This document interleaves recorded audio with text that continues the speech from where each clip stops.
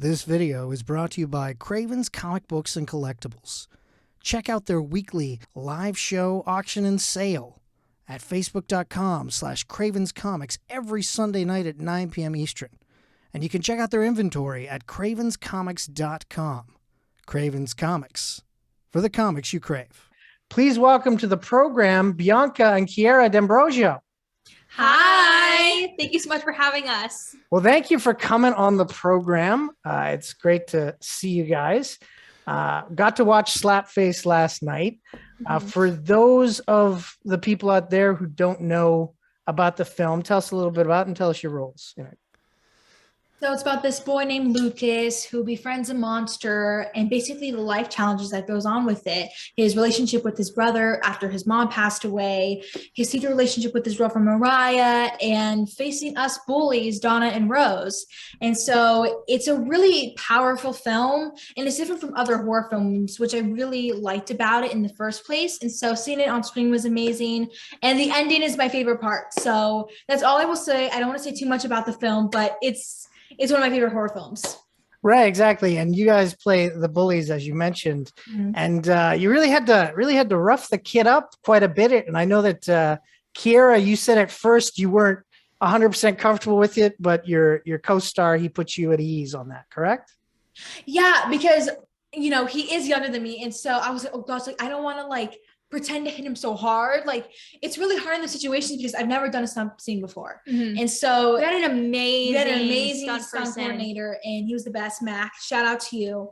And so I felt bad the entire time, but I feel like once we got into it and we had a stunt coordinator there with us, it just felt really comfortable. But I felt so bad the entire time, and I'm so close with August, who plays Lucas in the film.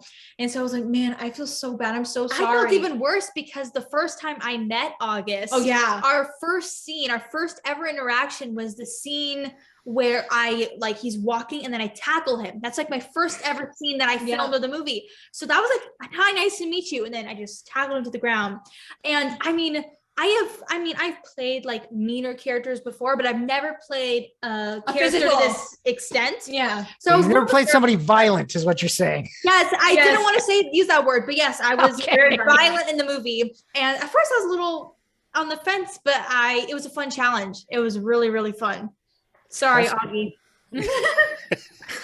It's always interesting, like with actors who, when you playing characters that are so far from who you are, naturally, and like having to delve into those darker places and do things that are, to your point, like really uncomfortable, like to who you really are.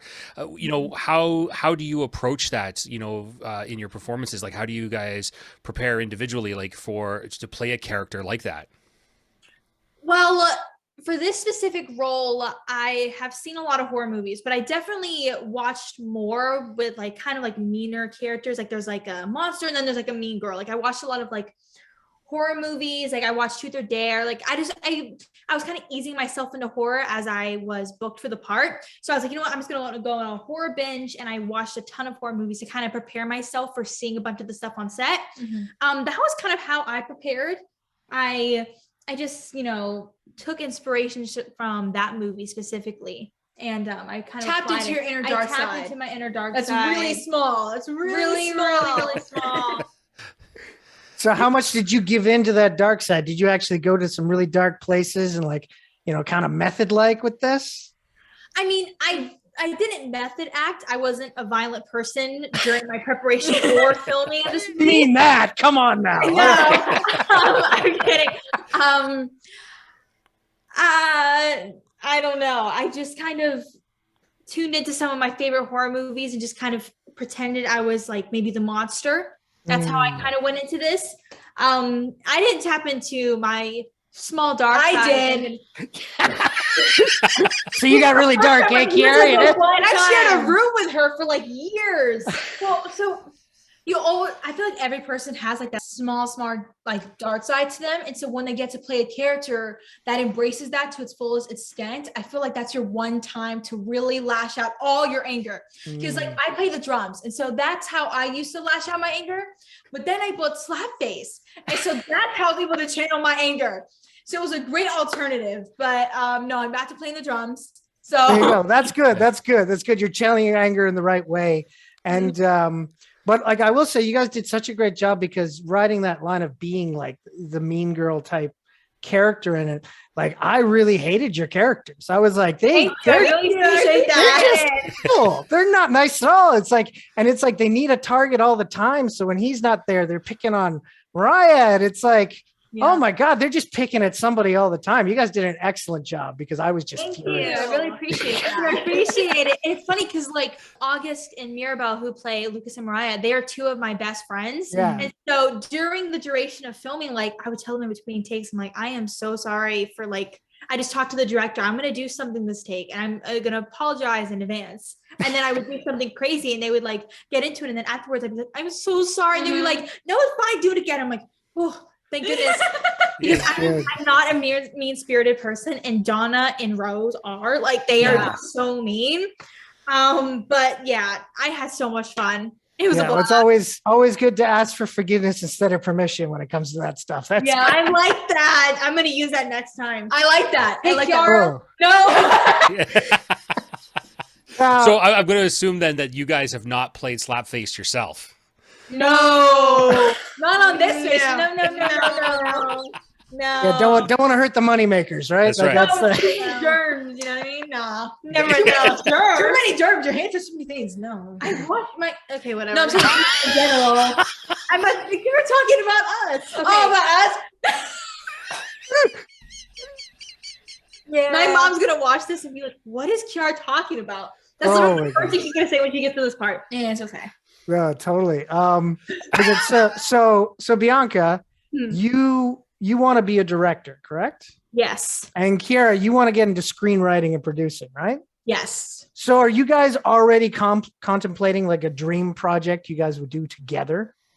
You know, we have a few projects in mind that we've written together, but we are actually right now co-writing a movie that we are hoping to film in the next few months, where I'll be directing it. She's going to be the head writer on the movie, and then we're both going to produce it. Mm-hmm. We are looking forward to kind of announcing that more. But yeah, it's funny you just mentioned that because we were literally right before this, we were writing, and then we came down here to do this. So yeah. That's nice. Awesome. Well, okay, I know you don't want to say or ruin anything. Can you what about genre? Can you say what the genre might be? I wanted my first one to be more of a family-oriented film, but I definitely have some really darker. There's drama in it. No, but I also have some really darker, like type of movies that I've always had in my head and psychological thrillers. So I want to start off with this and see how people like it, and then just change. I don't ever want to be one person that does one single genre. I want to do everything. So I feel like I should start off with this one and then change it completely. That's nice. That's awesome. We got an email in from Clyde M who says, "I love these guys. They are so talented and funny. Good guest choice." So there you go. Thank you so much. I much. appreciate it. Thank you. Oh my gosh. So yeah, but like that's not the only film that the two of you are coming out together in this little while, of course. March 1st, coming to AMC Plus is I Am Mortal. Can you guys tell us a little bit about what that film's about? It's not a psychological thriller in the sense. It's more of a film. Psychological sci-fi. Yes, that's the right term. It talks about immortality and brings in a whole nother element of futuristic things and how we as a society thrive. And I feel like it's a really important film that people should see. So I don't want to give it away because it's a film you kind of go into knowing it talks about immortality, and then you just see for yourself the rest. Yes. Yeah. Wow. I just wanted to say that. Yeah.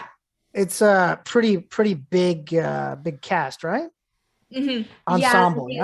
Nia Sue's in it, and we love her. She's one of the sweetest people ever. Nash Beer's in it, and it's a really talented group of people, and I can't wait for people to see this film. That's awesome. Now, I see the just one more chapter pillow back there. Chiara, is that yours? Because I know you're the big reader. Well, we both are big are, readers. but this, I think yours is upstairs still, so this might be my pillow. But as you can see, I love to read. I have some more stuff. Yeah, there's more books over here and upstairs as well. So yes, one more chapter. That's always what I tell myself, and then I finish the book at 2 a.m. So you know what? It doesn't really help, but she's speaking about last night. She finished the book at 2 a.m. last night. Yeah, she's Well, there you go. yes, yeah, exactly. We've all been there. You know, there's sometimes when you're in a really good book and you get to that point near the end, you know, you're just like you just can't stop. You know, I've been there. Especially because it was on my phone, so I was literally just like this the entire time. Just keep reading on my phone. My Kindle There you go. wonders. Yeah, with Mr. Green, he loves the books on tape, so he just loves people just I do a lot of telling him driving. the story. I do a lot of driving. That's why I like it. But yeah, I used to read when I used to read like physical books, and because I do digital as well. I was in the same boat. Like I remember, like when I, especially in high school, staying up to like 4, 5, 6 in the morning. Once I was reading a book, I couldn't stop. Yeah, I was like one more chapter turned into 17. Yep. Exactly. Yeah. And I'm a big audiobook person too. I love a good audiobook. I love people telling me The story. Mm-hmm. It's almost like a movie, except I can picture myself as some of the characters. You know what I mean? Yeah, Being definitely. So Bianca, you had another film that just premiered at Sundance, Call Jane, with Sigourney Weaver was in it, Kate Mara. What was that experience like? It is unreal to think that I had the opportunity to work with such amazing actors. I'm grateful every day that I had this experience, and just working with each and every single one of them. They were so passionate about the purpose and the story of this film that it made almost like filming like electric. I don't know how to describe it. It was just like, it's like, I don't know, it made it more like special in a way. It was always special filming, but it just made it, I don't know how to describe it. It just, like everybody wanted to be there, and they were like really passionate. Yeah. They wanted to make sure that this film came across great and that it looked amazing and that the story came across the way it was written in the script and how it's supposed to. And I was just honored to be a part of it. I could talk about it for hours and hours, but I don't want to keep saying the same things over and over. I love it. Hey, no, that's okay. You something like when you work on projects, especially ones that you really enjoy, like you're going to say stuff like that, and it's hard not to. I can't imagine, getting to work with people that you may look up to at different points in life, and get to work with these amazing casts. Like how awesome that like you got to be days where you're sitting there on set just like going, oh wow, this is crazy. I mean, I had that first interaction. The first time I stepped on set for Call Jane, I went to my room and then I went to the hair and makeup trailer. And when I walked in, just sat there was Elizabeth Banks. She's like, hi, nice to meet you. I was like, oh, okay. It's starting right now. Like this is all starting right now. And I was like, hi, nice to meet you. I appeared confident, but on the inside, I was like, keep calm. But no, they were all so nice and just so helpful to work with. I think about my time on Call Jane all the time. I'm just like, oh, that was amazing. It was amazing. That's awesome. Now, during the pandemic, I'm guessing you guys have worked on sets during this time. What has the experience been like for you guys? Like, how long did it take you to get comfortable in adapting to the new way, the new normal in making film and television? I mean, you want to go first for this one? I think that it was something to adjust to. Mm-hmm. When you're working on set, you always want to be hanging out with the cast and crew because those people become your family. And so when we went back to set for the first time since the pandemic begun, it was so weird because we had to be setting off in our own little places and rooms and trailers. And I felt like I didn't feel disconnected in a sense. I still hung out with them as many times as I could. And I felt horrible because I love talking. I love interacting and I love meeting new people. So it was weird at first, but I know that this is our new normal. We have to adapt to it. And now I've gotten used to it to the point where it's like, okay, to do my COVID testing, 6 feet apart, social distance. So yeah, we just have to go on. The show must go on. The show must go on. Mm-hmm. But I have to say, like, I think as time has gone on, like my first time on set ever since the pandemic, that was like the hardcore, like there was no vaccine yet. It was summer of 2020. And it's still scary, but there was no vaccine, there was nothing. And so I was on set and we were all like strictly sectioned off. Yeah. And it was like food had to be wrapped a certain way. And it still is that way now. It still is that way now, but I mean, it's not more relaxed. I'm not saying that, but it's definitely, it feels different. Like the energy on set is definitely different working on set now versus that first summer when productions were starting to go back. It was, I mean, it's still scary, but it was definitely, you know what I mean? Like it was a different vibe. It was a different vibe before vaccine. Do you think that is just because, you know, now that it's been so much time has passed of doing it a certain way that you just kind of, yeah, okay, I get up in the morning and I go to work, I do the test, I put the mask on, I stay, you know, 6 feet. You just kind of like, yeah, okay, this is every day now. Yeah, that's exactly. Just go like this. I'm like, all right, I have a mask on. Yep. Every 2 days, COVID test. Okay, it's good. I'm done. Mm-hmm. You know. Yeah. Those are at least getting more comfortable now, though, right? As compared to the original COVID tests. At the beginning, oh gosh, those nose ones, they would go all up, and I'd be like, but now they said it only goes up literally like this much. I'm like, yes. Now they're like really violent in your throat. I'm like, oh no, like I have a really bad gag reflex, so like that's not good either. Yeah. I have to like adapt it to these new things. It's a mess. Oh my gosh, no, totally.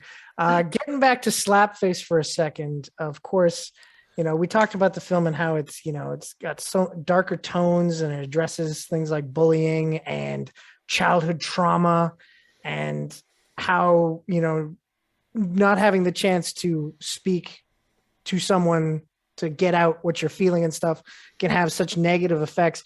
What was it for you guys when you looked at the script and saw that the interesting, complex way that it was touching on all these things?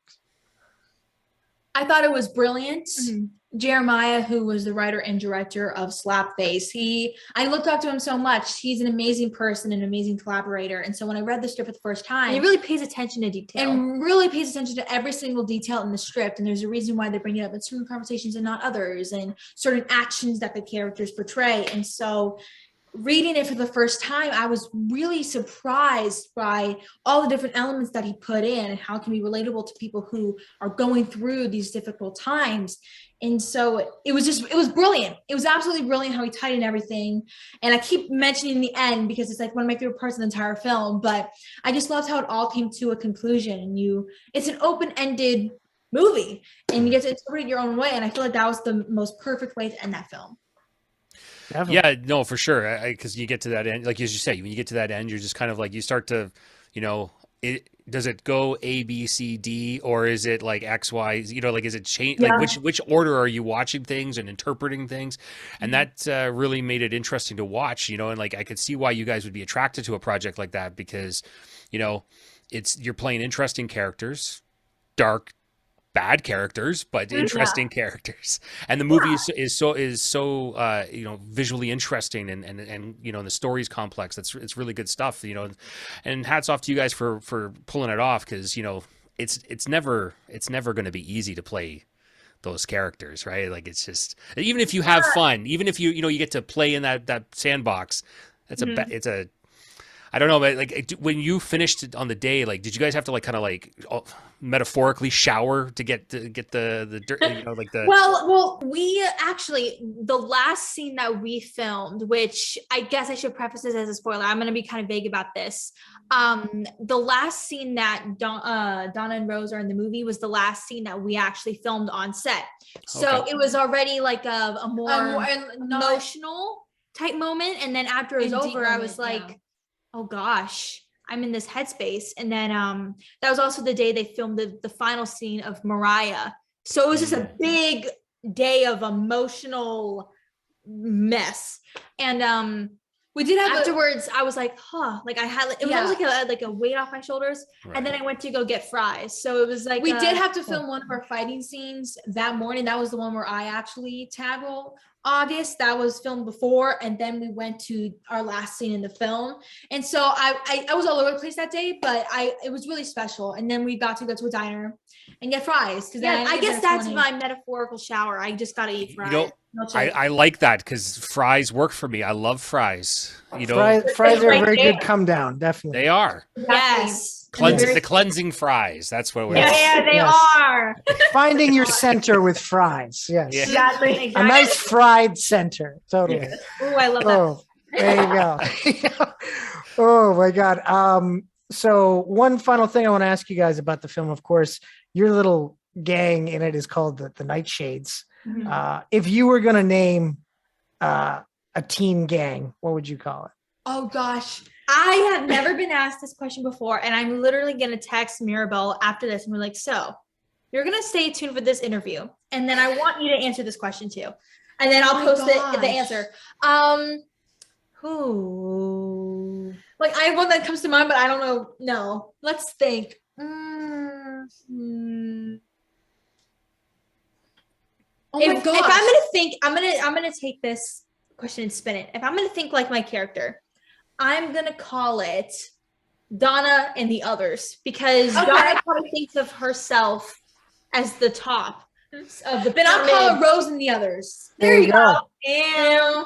There you See, that name actually makes me think of like I don't know, like 80s or 90s band, you know? Like, Well, that's what I was thinking. I was thinking Yeah. they could each release solo albums under those.